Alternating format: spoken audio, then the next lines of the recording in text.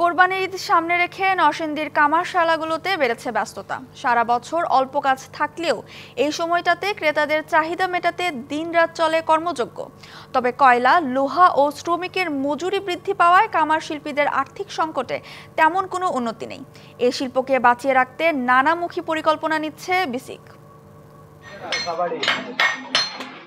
টুংটাং শব্দ, সামনে আগুনের শিখা, গরম লোহায় হাতুড়ির আঘাত, এসবে মুখরিত নরসিংদীর ৬টি উপজেলার কামার পল্লীগুলোর ব্যস্ততাই বলে দেয় দরজায় কড়া নাড়ছে কোরবানি।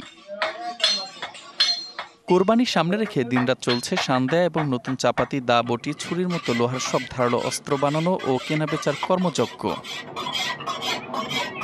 ভালো পণ্যের নিশ্চয়তা পেতে অনেকেই দূর দূরান্ত থেকে নরসিংদীর কামার পল্লীতে আসছেন।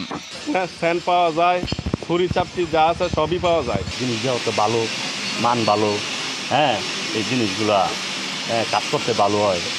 দা, বডি, ছুরি নিয়ে যা করুন কিন্তু এই লেগে নিয়েছি। এখানের কাজ ভালো, কর্ম ভালো, প্রতি বছর আসি। বিশ্বমানের থার্মিক্স রড, সালাম স্টিল থার্মিক্স, দেশের একমাত্র থার্মিক্স রড। তবে এসব যন্ত্র তৈরিতে ব্যবহৃত কয়লা ও লোহাসহ শ্রমিকের মজুরি বৃদ্ধিতে লাভ সীমিত বলে জানান কামার শিল্পীরা। আমার মালের রেট বাড়ছে, লোহার রেট বাড়ছে, কয়লার রেট বাড়ছে, কর্মচারীর বেতন বাড়ছে। আগের তেনে মালের দাম অনেক বাড়ছে, যেই পরিমাণে বাড়ছে এই পরিমাণে আমরা টাকা কাস্টমারকে লইতে পারি। যে লোহার আনছে ৮০ টাকা কেজি, ইডুইছে ১৮০ টাকা কেজি।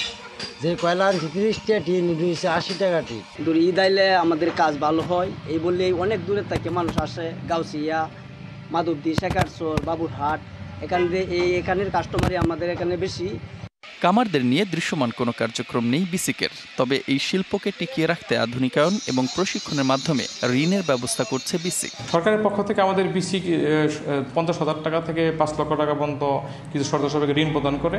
তো এই ধরনের আমরা কিছু কামারকে আমরা ঋণ প্রদান করেছি এবং আরও যদি কামার আসে আমরা উদ্যোক্তা ট্রেনিংয়ের মাধ্যমে তাদেরকে হয়তো পৃষ্ঠপোষকতা করব। এই শিল্পকে টিকিয়ে রাখতে প্রয়োজন সঠিক তত্ত্বাবধান, মত সংশ্লিষ্টদের।